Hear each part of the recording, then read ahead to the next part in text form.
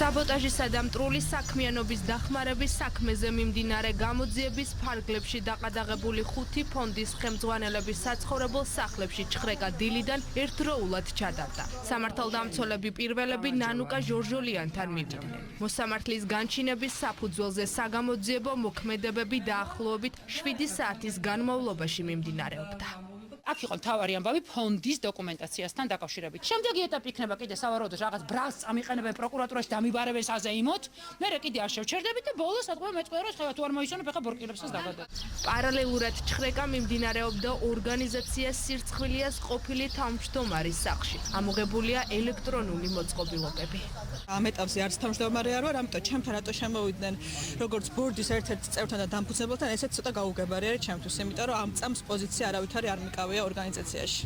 გამოძიების ინტერესშია ადამიანის უფლებათა ცენტრის დირექტორის საქმიანობაც. 3 საათიანი ჩხრეკის შემდეგ ალეკო ცქიტიშვილმა ბრიფინგი კოლეგებთან ერთად გამართა. NGO-ების წარმომადგენლებმა ღიად თქვეს, რომ დაჯარიმებული და დაკავებული ადამიანების დახმარებას მაინც გააგრძელებენ. რა თქმა უნდა, არ უშინდებით ამ რეპრესიებს, ვაგრძელებთ ბრძოლას და ეს ბრძოლა დამთავრდება ქართველი ხალხის გამარჯვებით. განჩინების საფუძველზე ჩხრეკა ჩატარდა ლაშა არველაძისა და გუგა ხელაიას საცხოვრებელ სახლებშიც. გამოძიების ინფორმაციით აღნიშნული პირები ფონდების გავლით საზოგადოებრივი წესრიგის წინააღმდეგ ჩადენილი მძიმე დანაშაულისთვის ბრალდებულ პირებსა და მათ ოჯახის წევრებს ფინანსურად ეხმარებოდნენ. როგორც საზოგადოებისთვის ცნობილია 2025 წლის 17 მარტს ყადაღა დაედო ნანუკას ფონდის პროსპერითის ფონდი ერთმანეთისთვის 24 შვიდს სირცხვილიას და თბილისის ადამიანის უფლებათა სახლის საბანკო ანგარიშებს, რომლებიც მონაწილეობდნენ საზოგადოებრივი წესრიგის წინააღმდეგ ჩადენილი მძიმე დანაშაულისთვის ბრალდებული პირების და მათი ოჯახის წევრების ფინანსურ უზრუნველყოფაში, ისევე როგორც სამართალდამრღვევი პირებისთვის დაკისრებული ადმინისტრაციული ჯარიმების გადახდაში. სისხლის სამართლის საქმეზე გამოძიებისთვის მტკიცებულებითი მნიშვნელობის მქონე ინფორმაციის და დოკუმენტაციის მოპოვების მიზნით თბილისის საქალაქო სასამართლოს მიერ გაცემული იქნა განჩინება ეგრეთ წოდებული ფონდების ხელმძღვანელი პირების ფაქტობრივ და რეგისტრაციის მისამართებზე არსებული საცხოვრებელი სახლებისა და პირადი ჩხრეკების თაობაზე. ოპოზიცია სამართლებრივ პროცესს პოლიტიკურ რეპრესიებად აფასებს და ფონდების ხელმძღვანელებს სოლიდარობას უცხადებს. საპროტესტო აქციების მიმდინარეობისას კანონსაწინააღმდეგო ქმედებაში ბრალდებულების დახმარებისთვის კი მადლობას უხდიან.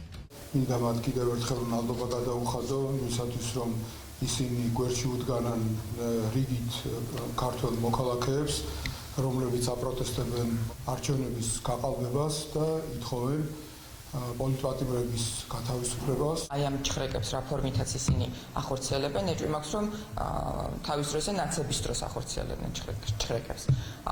იმიტომ რომ ეს მეთოდი არის ერთ-ერთი ნაცური. გამოძიების შედეგის დასრულებას ელოდება მართველი გუნდი. მათი განმარტებით პროკურატურამ საზოგადოებას პასუხი უნდა გასცეს, ვინ იდგა ნოემბერ-დეკემბერში გამართული საპროტესტო აქციების დროს დესტაბილიზაციის მცდელობის უკან.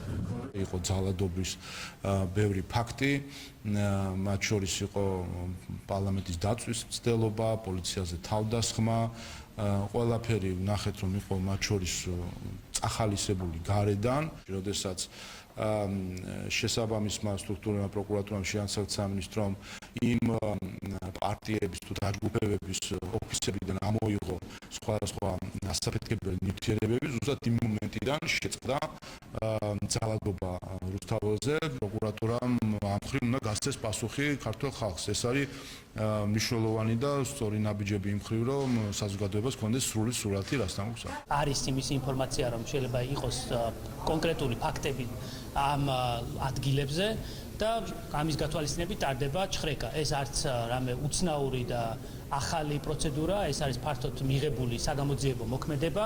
კეთილინებოს და ოპოზიციამ გაითვალისწინოს ეს, რომ კანონის დარღვევა და მათ შორის საბოტაჟის ის ნათელი ელემენტები, რომელსაც ჩვენ ყველანი უყურებთ, და ამის შენიღბვა რაღაცა ლოზუნგებით არ არის, ასე ვთქვათ, გამართლებული და ამით ვერანაირ მიზანს ვერ მიაღწევთ. გამოძიების დაწყებიდან დაახლოებით ერთ თვეში უწყების ინფორმაციით დადგინდა, რომ ფონდების ანგარიშებიდან ჯამში გახარჯული 2 მილიონ ლარზე მეტი ძალადობრივი აქციების ორგანიზებისთვის გამოიყენებოდა, რის გამოც ერთი წლის განმავლობაში ფინანსური ტრანზაქციები შეეზღუდათ. გამოძიება ერთიანი ნეიტრალური საქართველოს მიმართვის საფუძველზეა დაწყებული.